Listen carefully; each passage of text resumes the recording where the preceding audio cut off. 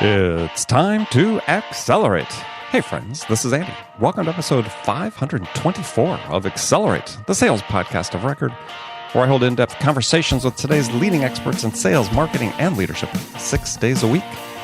Now, if you'd like to see the show notes for this episode, those are time-stamped breakdowns of this and all the conversations on Accelerate, then go to andypaul.com/524. It's a great reference tool if you're listening to the show, heard a point, you want to go back and listen to it in more depth, but didn't have time to write down the note of where in the episode it took place. Go to the show notes page, look at our breakdown, help you find that really quickly. So that's at andypaul.com/524. Now, listen, it's a Saturday. There's no real hurry to listen to the show today. I mean, you don't have any work to go to. You don't have to hit the gym so early like you do most days of the week. So if you could, let's take a second before you go any further. Go to iTunes or wherever you listen to the show and leave a review for us. My team would really appreciate it. They work hard to put on this show for you and would love your feedback about what we could do to make this an even better investment of your time. So hit pause, go to your podcast app, subscribe, leave a quick review, then come right back. We'll be waiting for you. Joining me on this show for the first time is Allison Graham. She's a consultant, author of a book with a very interesting title. The title is Married My Mom, Birthed a Dog, How to Be Resilient When Life Sucks. In fact, Allison and I first met when we were in a recording studio in New York City waiting to film some promotional material for each of our books. And that was actually a previous book for her. So now she has a newer book about resilience, which is a great topic, and that's what we're going to talk about today. Resilience in sales and life, showing grit, bouncing back when, as Allison says, life sucks. So let's jump into it. Allison Graham, welcome to Accelerate. Thank you for having me. My pleasure. It's good to talk to you again. So, yeah, it's been a while. That's true. All right, so I have sort of a little research report. I'm asking all my guests the same question to start the show, and that is, in your mind, what's the single biggest challenge facing sales reps today? Oh, goodness, you're going to start with a doozy. Yeah. I think the single biggest challenge is really the noise in the marketplace and getting the attention of our buyers in such a way that they actually will respond to an email, respond to a voicemail, notice you on social media, whatever your reaching out technique is.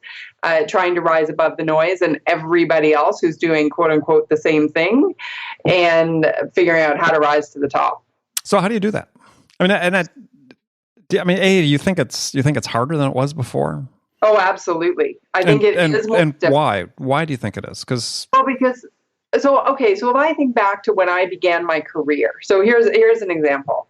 I started writing professionally as a columnist in 2003. So this is before the dawn of the internet and social media in the powerful terms that we have now. It was relatively unknown in the circle. So it was harder. So for me to get that columnist role, I had to reach out to the editor-in-chief. I had to write 7 mock columns. It took me 5 months of going after that column. And then when I got it, it actually was a big deal because there was only one columnist position for that role. Mm-hmm. And so now the difference is anybody can write anything and have it published in many different places, whether it's their own website or for a publication that is accepting online submissions. There's no system now that says this is somebody who really deserves this platform versus this is somebody who is just really good at spreading content. Okay. So I think that when there's a lot of really fantastic work out there and really not so fantastic work out there, that it makes it harder for clients and prospects to be able to filter that information because there's no filtering. Like I know a lot of people who have phenomenal content who cannot get traction in the marketplace because they aren't able to rise above their competitors who maybe aren't as qualified or aren't as talented, but have been very, very good at promoting. And so it's that kind of noise that can detract from your core message and not get you in front of people. So I think there are just more venues to promote, and therefore there's more noise and people are inundated, and so it's harder to get their attention. Okay. So the one question you didn't really address though is so how you raised it. I didn't ask it. You raised the question is by your responses. So how do you rise above the noise? I mean, in all those circumstances that you described is, hey, yeah, I get it. Yeah. I get it. So I think there are several steps to this. Number one, we all could do a better job, I believe, in flipping our script. So many salespeople who I've worked with in my consulting and my speaking, or when I'll go into a company, everything they're doing in their communication is talking from their perspective. So we've been in business for this long, we're going to do this, we're going to do that, and nothing about talking about only the thing that the prospect cares about. And that's the problem you're actually going to solve for them. So what is their pain point? It's sales 101, but yet so few companies really truly address the issue of what problem are you solving, and only talk about that. And then all the others information that you believe you need to have on a brochure, put it on a brochure and nobody's ever going to read it. So it doesn't matter. Put it there if you want, but it needs to be a headline and information that will grab and positioned from their perspective. Okay. All right. That's one way. The other way I really believe, and still it's where I got my start training 11 years ago, is you got to get eyeball to eyeball with the right buyers and make an impression and talk their language about what problems are they having. Let them know you're the solution provider and make it irresistible. So if you can really tie your product or your service to the problem that's their issue, then they're more likely to respond. And you said eyeball to eyeball. That's great to get face to face, but increasingly it seems to be hard to whether it's for budget restrictions to travel or so on, that face to eyeball oftentimes doesn't happen. Does it work as well virtually for you? Well, I just actually, before we started our talk, I had what I call a virtual coffee with somebody who had seen me on a TV interview and reached out, and now we've got this potential collaboration that's going to happen. And so, no, was I going to drive 2.5 hours to go have an initial meeting? No, I wasn't, but we could do a Skype call, Zoom call, GoToMeeting, whatever it is, and be at least on camera with someone. That can help make the difference. So that's one way we can leverage that. And I think that when you go face-to-face, I think the reason it's harder to get a budget to go face-to-face now is because people were wasting the opportunity. How many times have people gone to a trade show, showed up, taken a whole bunch of different business cards, no idea who the people are, really not quantifying any of the prospects as actual, qualified buyers. Mm-hmm.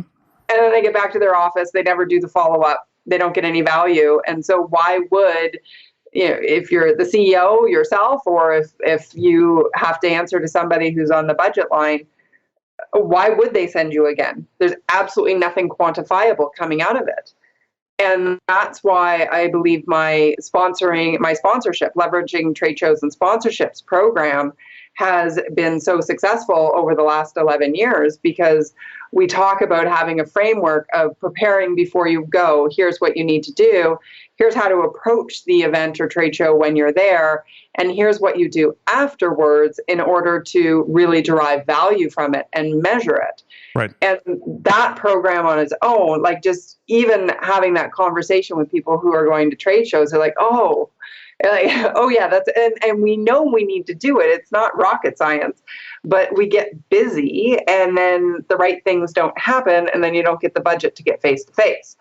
I guarantee you, if you go to a trade show and you land a 6 or 7 figure deal because of making an effort and doing it properly, there will always be a budget for you to go to a trade show. Absolutely true. Absolutely true. All right, so let's jump into the sort of topic we're going to talk about today, which was or is resilience. So you've written about this. You spent a lot of your time talking about the ability to bounce back after a setback. So what inspired you to make this sort of your mission? Okay, well, this is now. If you could see me right now, and I hope you can hear it, the smile on my face, because you're right. I love, love, love talking about this, and there's a reason. Because I spent 10 years, my first 10 years of my business, teaching people how to drive top line revenue. Okay, how do we get sales? How do we get in front of decision makers? And successful to not obviously to my full degree, but enough that I really enjoyed it. But what people didn't see was what was happening behind the scenes. And I believe that we're all playing a life size game of whack-a-mole, right? Swatting down one problem just in time for another to erupt. And then we're doing this, and then we go to a sales meeting, we put a smile on our face, or we post on social media, and of course we never post our horrible moments, we post our great moments. And I reached a certain level in my business, and I always wanted to write this book. There's a joke, and it's the book title, that's called Married My Mom, Birthed a Dog, How to Be Resilient When Life Sucks. And it was based on my decade of hell of, in and out of the hospital. And I had a surgery that went wrong and caused pain, and was told to go on disability. And I said, no way, I can't do that. And so I called my mom and asked her to come into town, and she used to chauffeur me around. And anyway, it's a fun story, but I think it's so real because A decade of hell is a fun story. Well, the married my mom birthed the dog part is, it is. It actually is a very funny book, I'm told, and I like to see the lighter side of things.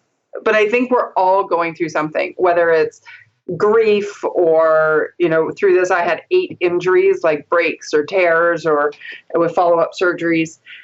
So but yet we don't talk about it. And I don't want to talk about it from a perspective of, oh my gosh, what a victim, right? Like, oh, I can't sell today because, my mom is sick, or I've got a boo-boo, or, I've got something really serious going on in my life. And I don't want to do that, because I believe that there are moments when, stuff is going to come at us from the proverbial fan, and it is going to blow on high. And we have a choice. You can either become a victim, or you can become, as I've coined it, the resiliency ninja. And essentially what that means is you are, stepping into your full potential, your full success, no matter what challenges are flying at you. And, especially with sales, like, think about it, Andy, with when people are like low, like they don't have a sales quota, like there's a form of a challenge that's coming at you. You're not meeting your quota. You're not going to pay your bills this month. You're really stressed. Well, if you can't deal with that and process it and bounce back even faster, that is going to influence your ability to sell on the other side. So that's what I wanted to deal with. I wanted to figure out for people, what are the tools to be able to bounce back and then still succeed no matter what? All right. we're going to talk about that because, certainly in sales, perhaps more so than many professions, as there are, sort of built into the whole process is losing, right? Mm-hmm. Is rejection. It's, hey, depending what field you're in, you may only, if you're really killing it, you may only win half the deals that you work on, which means that 50% of the time you're dealing with a customer, they're going to tell you no. Or, take it further up the chain when you're prospecting. It's, maybe you're only going to get 10% of the 50 to 100 people you talk to a day. Let's say if you're in an SDR role, is going to say, yeah, I want to have a conversation. The rest are rejecting you. As you talked about, not hitting your numbers, whether it's, activity quota or actual physical dollar quota. That's sort of a real thing that, pressure sort of exists month to month, and not hitting it a couple months in a row, then how do you bounce back? Let alone when personal issues, as you talked about, whether it's relationship issues, breakups, divorces, emotional issues caused by, personal things, as you talked about, surgeries and so on, or family issues. So it's you add those two together, it can be quite stressful. And not just stressful, but it can really impact your performance. Absolutely. And it's, almost like when we get a no, it's shocking, right? Like for many salespeople, like I would love a no. And I know a lot of salespeople feel the same way. Like, please just don't give me a maybe and don't string me along. Give me a no because I can move on from that. I think that unknown is where a lot of the frustration, a lot of the emotional baggage can come from when it comes to sales development. But it's even like with objection overcoming. So somebody gives you an objection and people will get some, not, I don't want to stereotype, but a lot of salespeople will get defensive. No, no, no, no, no, no. This is the right thing. This is the right thing. And I'm like, well, it's their job to, as a buyer, to say no, first of all, until you earn a yes. Then it's their job to object, to be sure that they're making the right decision to move. And yet we're shocked by it, or we're offended by it, or we, feel defensive, like, oh my gosh, this isn't going well. When in actual fact, if they're still talking to you, it's going really well, right? And so I think that accepting those no's and accepting that and embracing them is one way to look at it, and just flip the script to be really excited about getting the no's. And I find the no's hurt more when you aren't doing enough of the right activity to get other yeses. Well, it raises an interesting question in my mind as we talk about this, is that, for me, when I think about resilience as sort of a concept, it's more about bouncing back from the big setbacks. Whereas, when you're first getting started in your career, I went through, first 2 months of selling, maybe more, where, there were days I was at home by noon staring at the walls, wondering what the hell I was doing. Sorry, that's just an image, okay? Yeah, and yet, I can see that there's some resilience required when you're just getting started. But then, once you're in your career and you get no's, you get rejected. I mean, to me, I don't see that as a resilience thing you need to bounce back from. I just see it as it's just part of the job, because you're not going to win them all. You're not going to win them all.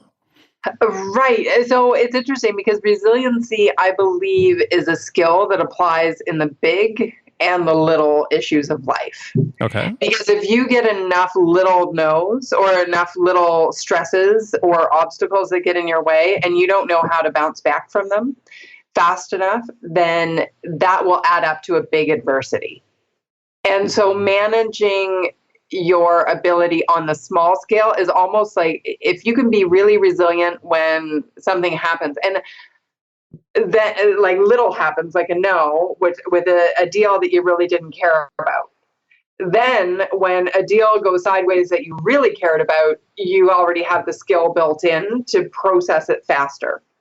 And then because you've been doing it a little bit along the way with the resilience, then when somebody who you really care about dies, or you have an injury or a surgery that goes wrong, or something, you get a divorce, then you've built up that resiliency muscle that, if you weren't looking at the smaller things as being an issue and learning how to process them properly, then it would be even harder to deal with the bigger adversity. Yeah, I think there are some big things in life, like a death of a family member, a loved one, divorce, which, the resilience is really critical. But I maybe somewhat skeptically think, there's only so much you can inoculate yourself in advance of for some of those things. Mm-hmm. And I can speak personally, having gone through a divorce and seen the negative impact it had on my performance, even though I thought it wasn't, right? I thought, I'm doing great, or all things considered, doing great. But it really wasn't until after the fact that I could see that, that wasn't so good.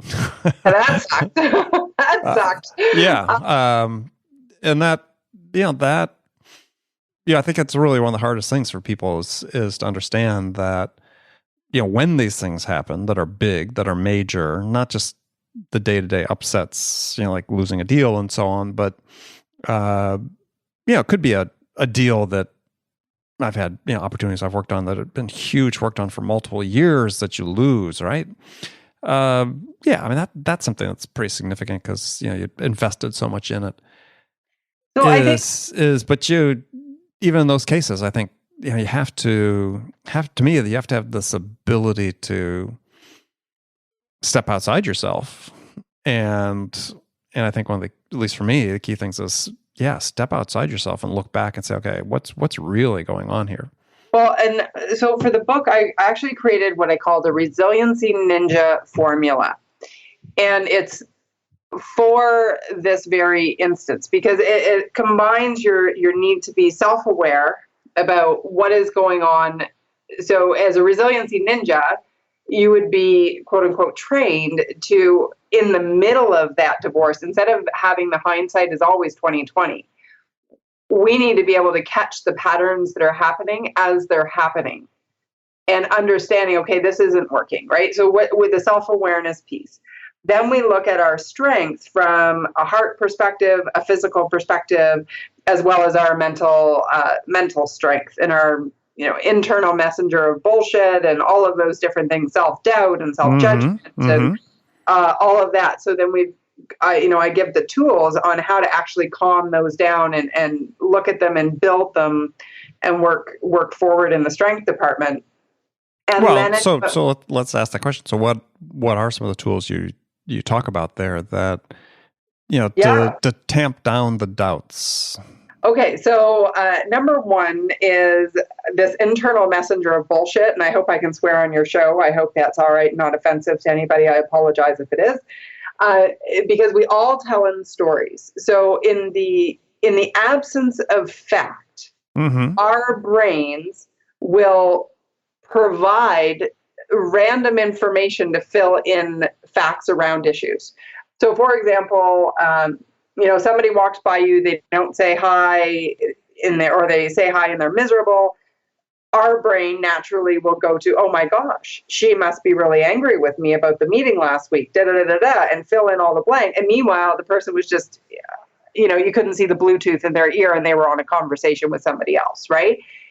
And so one of the things, and like that's a simple situation, and from a self-doubt perspective, like I remember when I was really having a tough physical time before I learned these tools and how to deal with my own nerve pain, I would be on the couch and my physical body couldn't function and I didn't have the strength to pull it together to know what to do. So I would just collapse and I would freeze. And then I would start this cycle of internal messenger of BS in my head of, oh my God, you're so lazy. You should be out selling. You should be out working for clients. You should write a new article. There were just so many things. And then so what I did was, I think in order to calm that, we have to bring our subconscious conversation that we're having to the forefront. So writing it out. And, one of the exercises I love is, I am whatever the issue is, because, and just let it flow. All of these ridiculous things will start coming out of your hand to mouth, right? Like your mind to your hand. And then you can look at what you're saying objectively. So am I really being lazy? No, I'm not. I am choosing to honor my body and what it needs right now. So how can we reframe it? And it's that flipping of the script that I believe is the key to self-awareness. But first, or to becoming resilient.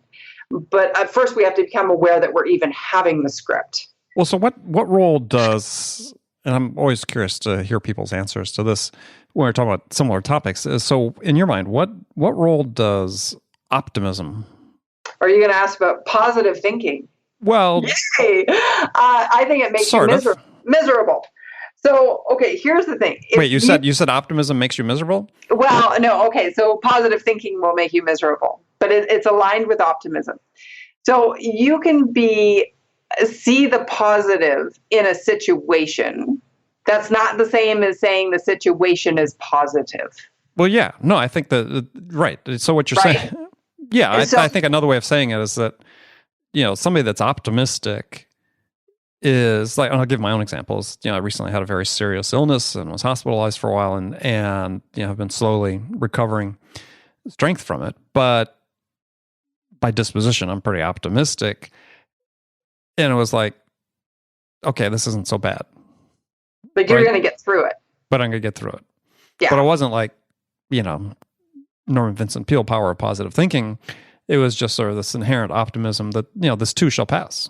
And you hope it'll pass. Absolutely. So from an optimistic perspective, I think it's hugely valuable, because if you're, so I'm confusing the optimism with positive. So let me leave the positive issue over there. Sure. I talk about that a lot. But being optimistic and seeing the best in a situation and being hopeful. Mm-hmm. I think that's the key, being hopeful, right? That things are going to go. And because if we don't have hope, then it's very difficult to be resilient, because we can't see the other side. Now, this is the thing. Most people would be in that situation, maybe not most, but many, and they would become a victim. So they would let it become their identity. It would take over their entire existence, and they would have a very difficult time seeing any optimism or any hope for the future in that situation. So I would say that you are more naturally disposed to being resilient than somebody who would be in that situation and thinks that their life is going to end and can't see anything else, and it's not worth trying. So where does this positive thinking then come in? That's the negative. Well, I just think that like positive thinking is like, oh my gosh, I'm so happy. I'm so happy. I'm so happy. Well, no, if you're not happy, you're not happy. So you're talking about positive thinking, like affirmations to convince yourself that you're okay. Okay. Yes. Or people who will say, oh yeah, everything's fantastic and great. And meanwhile, behind the scenes, they're falling apart. And so like even in the book, I talk about like with small talk conversations. And so let's say you have to go to an event, but you've got your divorces going on. And people will say, well, how are you? Well, you don't want to be a downer. So you don't want to say, well, I'm miserable. I'm getting a divorce. It really sucks. And thanks for asking. Yeah, thanks for asking. And let me bring you down to the depths of despair where I am stuck in quicksand and I have no desire to get out, right? So that's not a good strategy. But what are 1 or 2 or 3 pieces of your life that are not falling apart? So for example, oh my gosh, I'm so excited. We finally launched my new online program and I'm really excited about that. And picking that, so see, that becomes the conversation piece as opposed to blanketing everything with misery. But is the downside to that you're not acknowledging it? No, because you are acknowledging it in the right circles. But your clients, so many of my clients, what you're saying is you don't need to overshare with everybody. You want to share, just make sure you're sharing with the right people. Right. You want to thoughtfully share. Okay. So thoughtfully share with the people who you trust, who actually truly care about your circumstances. And you want to share from a place of like, if you're doing what I'm doing, where you're putting your whole story out there, I really believe you have to be sharing from a place of giving hope and giving tools as opposed to woe is me. Right? Like there's a very different tone that goes with the story when you're sharing from a thoughtful place. Yeah, the book wouldn't be nearly as interesting if it was all woe is me. Oh gosh, but it does happen. Yeah, it wouldn't be a memoir I'd be interested in. Yeah, no, probably not. So I think that it's not being inauthentic because you're being truly authentic about the thing that is right. It's choosing what you're going to share with the right person. And, if we could draw mountains in front, like, I know we're on audio, but imagine you have this horrible thing and, we can call it the divorce, the illness, whatever it is. And it's this huge Mount Everest. And then we have all these other little Mount Everest. This is not drawn to scale, just for the record. Okay. So you've got this huge mountain that is an absolute 100% legitimate adversity in your life. And around it, you have all these other little hills or half mountains that are stress and obstacles in our life. And what the natural tendency is to grow all of that stress and obstacles to the same level as the huge mountain. So it's all this huge problem. When in actual fact, it's one great big problem with a whole bunch of other minimal problems. Mm-hmm. Mm-hmm. And we tend to exaggerate and pull everything up, when in actual fact, what we need to do is be sure everything is in its rightful place. So one of the ways to do this is it's what I call the continuum of challenges. So when I was going through, before I started doing my keynote, my very first keynote on this topic, Resiliency Ninja, and I decided I would go and take a stress test online. Have you ever done a stress test before? You mean not on a treadmill? Oh, no, okay. No, not that kind of stress test. Like where it would say, okay, well, you lost somebody, you went through a death of a family member, it's worth, 60 points. You went through this, is, you moved houses, it's worth 20 points, it's worth 10 points. And so they measure your stress. Okay. Mm-hmm. So I went and I did this test online, thinking back to 2009. When I was, not into my Resiliency Ninja stuff yet, I was still going through the thick of everything that was happening with a whole bunch of deaths and things around me. And my score was 734. And the key to the little legend said, if you're anything over 330, seek professional help. So that gives you a sense of where I was at. Now, the problem with that stress test is, as I was looking at all of the things they were measuring and bucketing into the word stress, they were actually adversities. So here, and I think this is That's an important point. Right. And so I think people need to separate them because they all require different tools. So this is how I look at it. Stress is an internally driven issue. You yourself have, by accepting other people's boundaries, whatever it is, a job that's got too much, you are trying to do too much with too few resources and too little time. That's stress. Okay? We can deal with stress. We can fix that. Tools to fix it, no problem. Obstacles are things that get in your way that are potentially external forces or internal forces, but you can go around them, jump over them, move them out of the way, blow them up. They are movable. And, if you imagined you walking along a path, an obstacle would be like you've come to a log or you've come to a little stick in the way. But as soon as you deal with the obstacle, you can just keep on the same path. Okay? Mm-hmm. Mm-hmm. And adversity, it is an external force.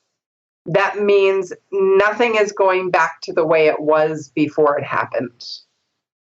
So in adversity, if we were using that walking along a path example, would be that you're walking through the path and all of a sudden there's an earthquake and there is a sinkhole that comes, the ground moves and shakes, and all of a sudden there's this huge sinkhole in front of you. The path no longer exists in the form that it was before the catastrophe happened. That's adversity. And the challenge with when we call and we're under a lot of stress because of an adversity, well, then we're not honoring the true nature of an adversity, which is you need to create a new expectation for how your life is going to unfold. So when, you even know from your divorce, when you have a divorce, then you've got to, build the expectation for your life as a single man or, whatever the case may be. You've got to redefine your future after an adversity. And the interesting thing about this is that we tend to exaggerate stress and minimize adversity. When somebody says, "How are you?" Sure. You go, busy, busy, busy. Oh my gosh, I'm so busy. So much to do, so much to do. And it's like this busy, busy badge of honor. As if, being busy is something unique to you. Right. But we wear it with pride and we it's culturally acceptable. You're back from 2 weeks off of after a family member's died, and people say, how are you? What's your answer? Oh, I'm fine. I'm fine.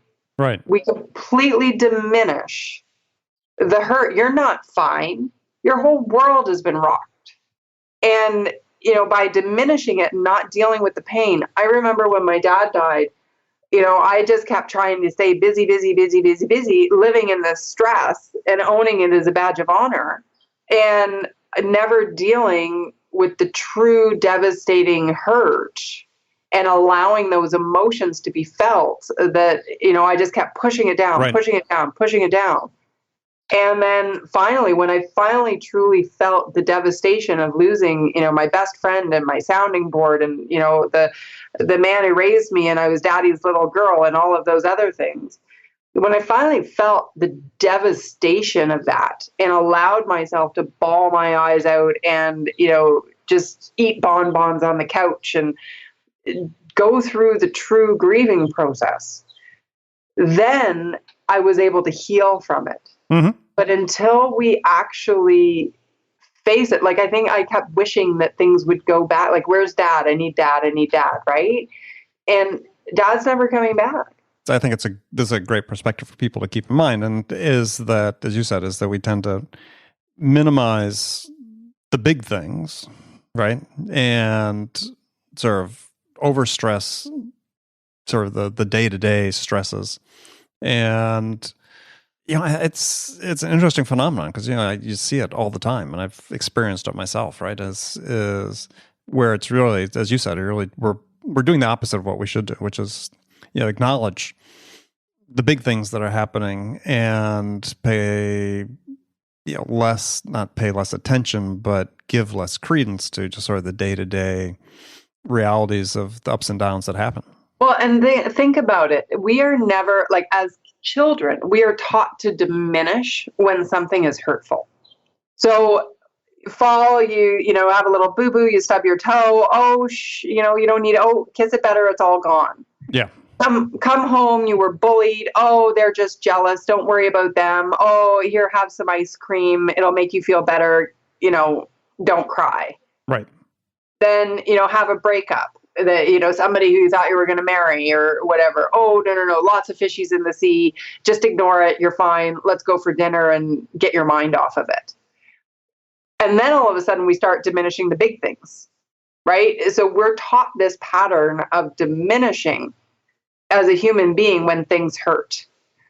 And don't cry, don't cry, don't cry in many families, right? And the thing is, we need to feel those emotions. Like, it would be better to sit down and talk about, how does that bully make you feel? And, not getting too, touchy-feely, but it's just like, at the end of the day, the kid's got to process it.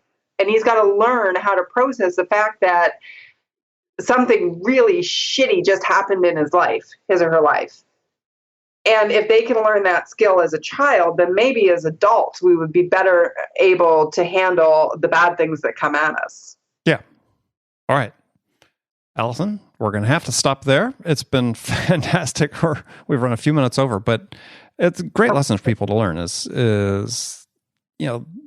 that, and circle back to the point I just made before is I think one of the key points is, resilience, absolutely important trait for us to be able to develop. And the key is to understand really what are the things we're bouncing back from, right? If we catastrophize everything, then we're going to be hopeless. We're going to be helpless to help ourselves because not everything rises to the same level of urgency. And I urge people, if they're interested in exploring more, read Allison's book because give you tools to sort of say, okay, these are the things that we really need to confront and address and acknowledge because of having an impact on our performance, both in work and personally. And the others, that's just life. And we're not bouncing back from those. That's just what happens day to day. So, Allison, great to have you on the show. Tell people how they can find out more about you, your book, and how to connect with you. Sure. Please come visit me at resiliencyninja.com. And the book is everywhere you can find a book. So, in terms of the online ordering, Amazon, iTunes, Nook, you name it. And definitely come over and visit me and say hi on social media. I'm Allison D. Graham. D stands for Dawn. So, yeah, come find me and say hi. And I'd love to hear your stories of resiliency. All right. Great. Well, thanks for joining us again. And friends, thank you for joining me today. Make sure you come back again tomorrow. Another great episode of Accelerate waiting for you then. Till then, if you get a chance, as I say almost every day, is if you haven't yet subscribed to the show, please use iTunes or that podcast app you're listening to this show on. Subscribe to Accelerate. Leave a review. We'd love to hear from you about how we can make this a more valuable experience for you. So thanks again for joining me. Until next time, this is Andy Paul. Good selling, everyone.